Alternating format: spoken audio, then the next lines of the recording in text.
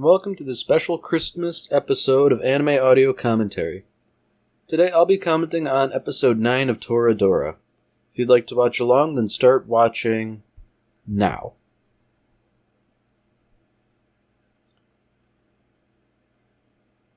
Oh dear. It seems like either someone is having a nightmare or someone else is having a really good dream. And it's kind of hard to tell which.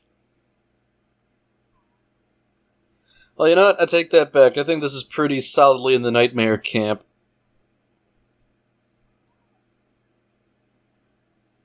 Now, that's a messed up dream.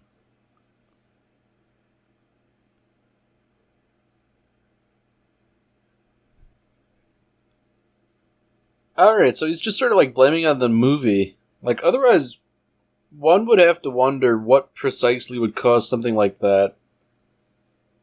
But I have to wonder, like, what kind of movie did he watch? Oh dear. Taiga had the same dream.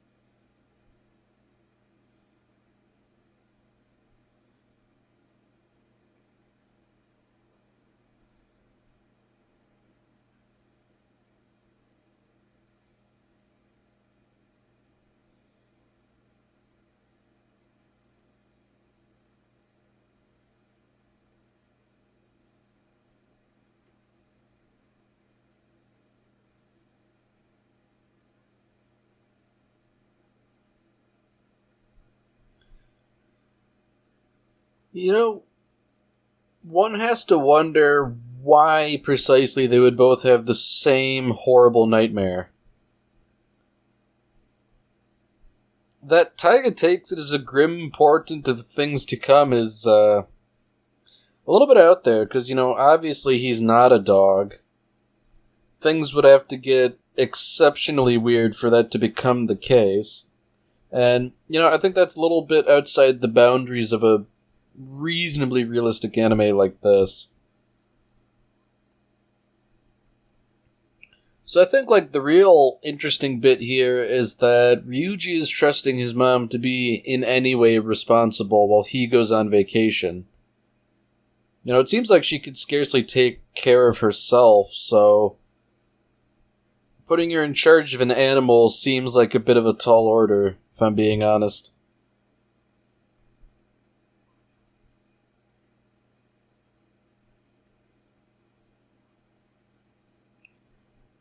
Oh boy. So it seems like Taiga's fears about dogs was somewhat well-founded. Well, you know what? Ryuji might be right about this. Karma is in fact in play here. So, I guess because of all the good stuff he's been doing, Taiga now has to help him out. So, it would seem to me that if Ryuji plays his cards well, things will go well between him and Minori.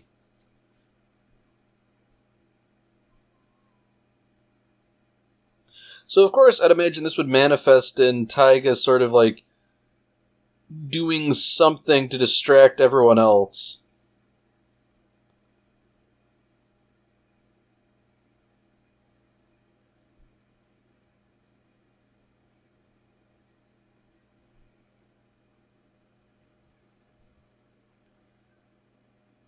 Man, I'm surprised Ryuji and Taiga actually got in on this whole business.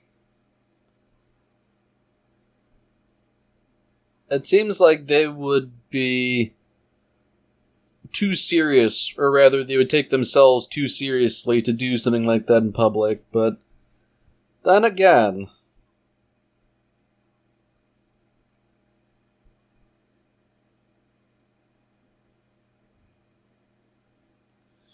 Man, she is teasing Ryuji, but I really do think she doth protest a little too much.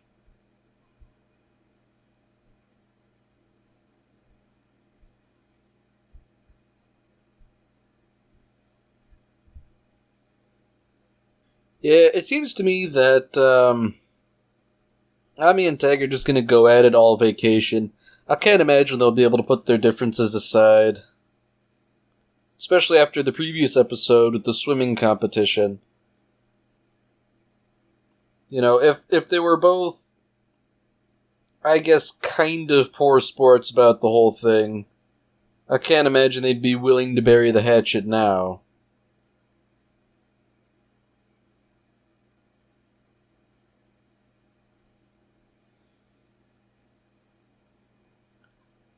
Oh boy, here we go.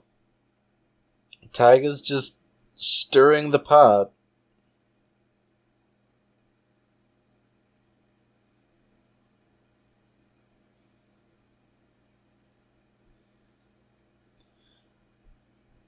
So it seems like Ryuji has a bit of an in here. If Minori doesn't really like scary stuff, that might be his way in. Do the whole watch a scary movie, put his arm around her gambit. Taiga's got the right idea. Use, I guess, valor as a means of ingratiating yourself to her. Deliberately try and scare her and then show up and resolve the issue. Not a bad idea. And, man, I want to say there was like a study where that it basically talked about how that thing sort of like works in real life. And it was something like there were a number of relationships where like one party or the other would fabricate an event. And it basically strengthened the relationship. It was interesting. I mean, I'm probably not representing it as well as I could, but it was like something both men and women do, which was the really interesting part, because you would think it's normally something guys do. Like, they get a friend to initiate a fake mugging or something, and then they pretend to fight and scare off the mugger.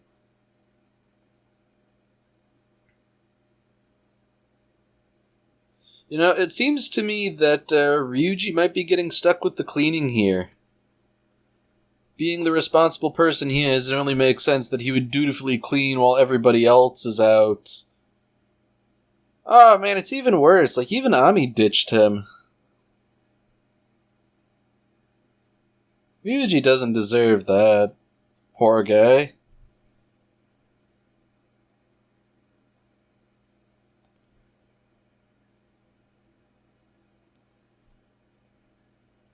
Oh, it begins. Hey, Minori, does that look like a decapitated head floating in the water? I think it does. Oh, dear. With the way things usually go, I feel like they're actually going to stumble upon a corpse or something actually spooky, despite their best efforts to only fabricate spooky things.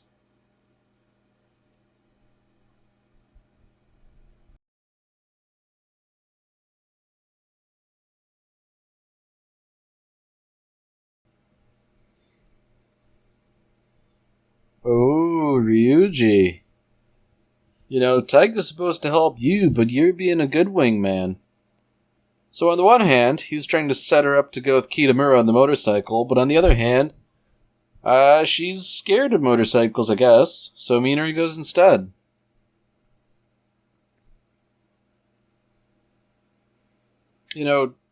Despite a decent opportunity, Taiga blew it for both of them. So she's sort of pretending as though she wants to plan and strategize, but I get the feeling she was really just too scared. And to be fair to Taiga, I would rather die than set foot on a motorcycle. Like, those things are death traps. Like, the problem with driving is that you have to rely on other people to be good drivers as well. Because, like, you can be a defensive driver, but if some guy, like, rams his car into you, there's only so much you can do. If you're on a motorcycle, you don't have all the metal and crumple zones of the car's frame to protect you. You know, that's a really good way to become a red paste on the ground. And, you know, I think some things in life are dangerous enough without adding more danger.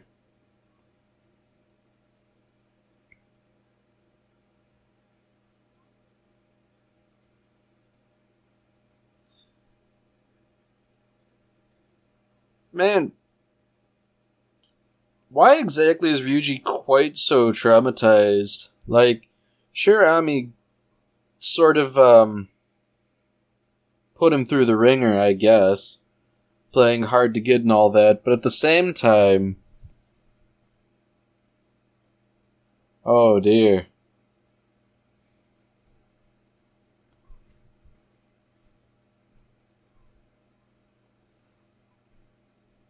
Wow. You know, I'm surprised, Taiga got smacked and she actually, like, stopped. I mean, granted, she did go on to describe Ami's naked body, but, you know, at the same time, she left.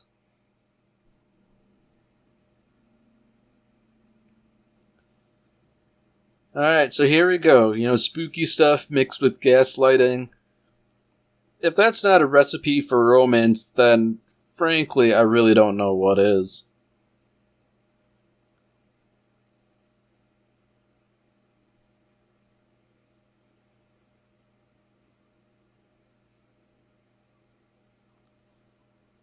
Man, there really is just basically nothing but chaos going on here.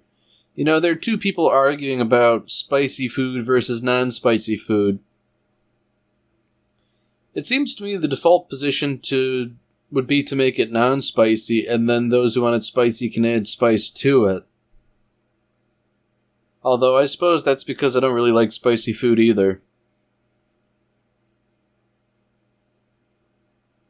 You know, it really seems like Ryuji's just carrying everybody's weight here. He's the one doing all the cooking, and he was gonna set the table too before other people decided to step up.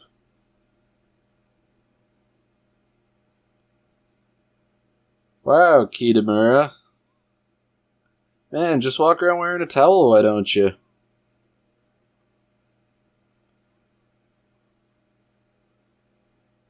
Wow.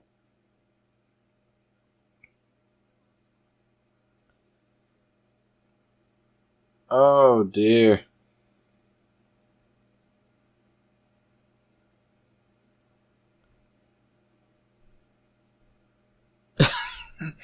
Okay, well, I guess that sort of adds to the horror.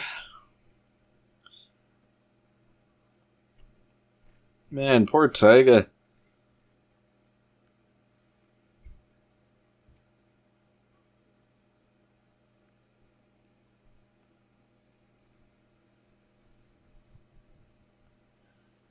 Oh, I guess that's that. Taiga can, put up with spicy food.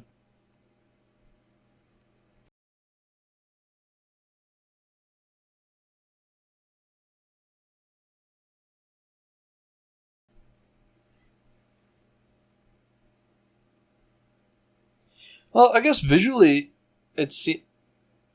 Oh, no.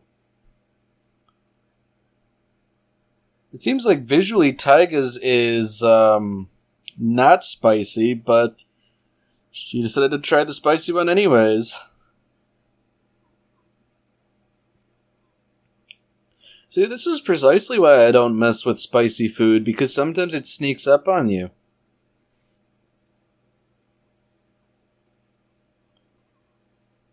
You know, like, people say they're remedies for dealing with spicy food, but, like, I've always found that they haven't been particularly effective, so, it's better to just avoid it.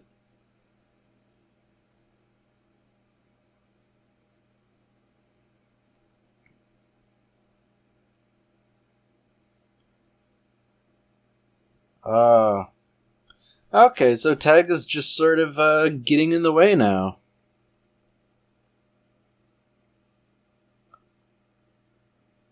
Oh, dear. Kitamura's stepping up to help out. What a bro. He probably doesn't know what he's doing, but, he scored some alone time with Taiga now. Good for Ryuji.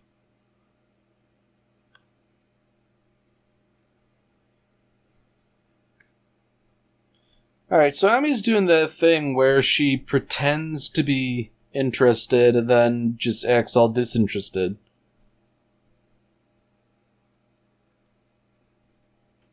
She's really just playing hard to get.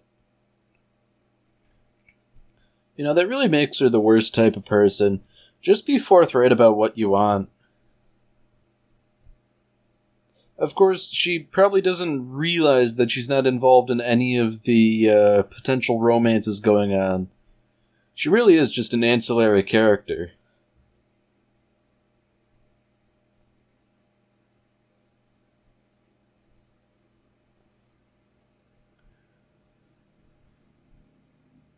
Ooh, Kitamura is showing a little bit of interest. I wonder if Taiga's going to capitalize on that or if she'll just sort of chicken out again. I'm leaning towards the latter. And in fact, she'll probably chicken out in such a way as to rain on Ryuji's parade.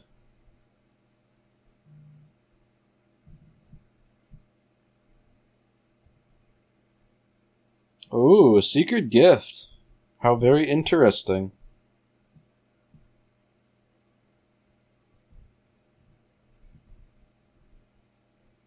So I guess it was some sort of dessert she had been squirreling away and hiding from everyone.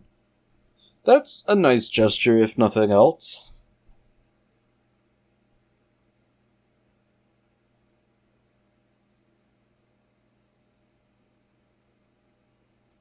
Ooh, Ryuji, you just went for it, dude. You gotta exercise a little bit more tact. I don't know if Minori is actually subtly rejecting him, but she just sort of changes the subject without answering the question. In my experience, that's not a good sign.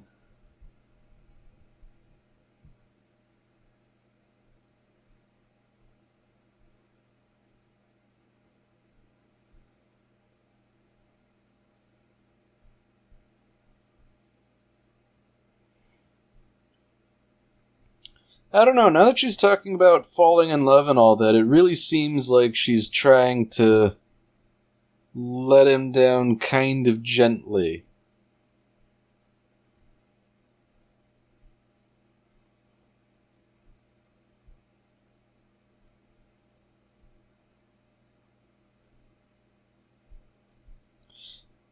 Man, she really... I don't know, she can't stick to one subject. No, I don't have a boyfriend, but have you ever seen a ghost? She sort of linked the two topics, but at the same time, stick to one.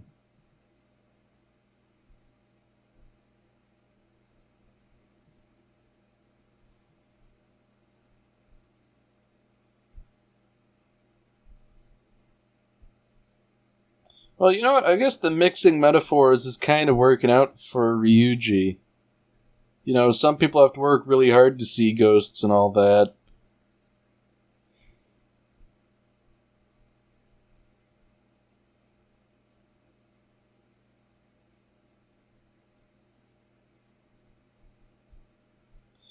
That's an interesting way of saying things. I hope you get to see a ghost someday. I wonder what he really meant by that.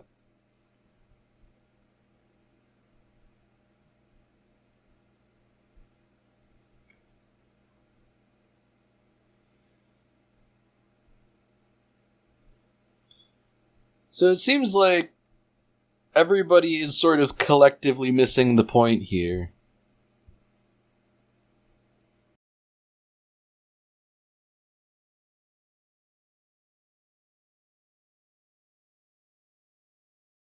Oh, yep, of course. Little second dinner for Taiga, why not?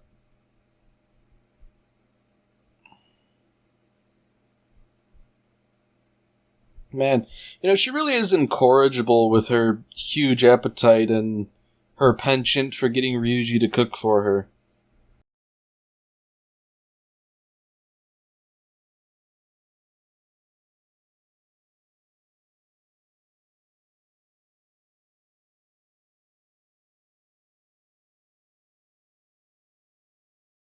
Alright, so the plot's thickening a little bit here. Taiga had some big expectations for spending time with Kitamura, and it was just different. It didn't really live up to expectations, so I guess she might be having, if not second thoughts, a little bit of doubt.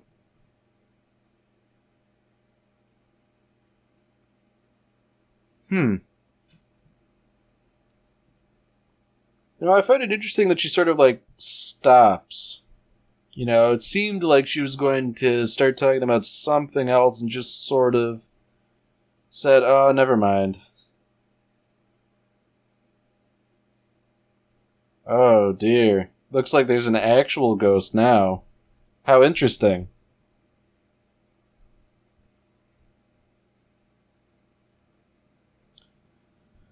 Oh, boy.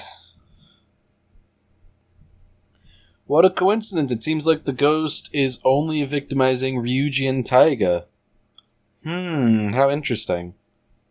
Surely it couldn't be a prank by the others.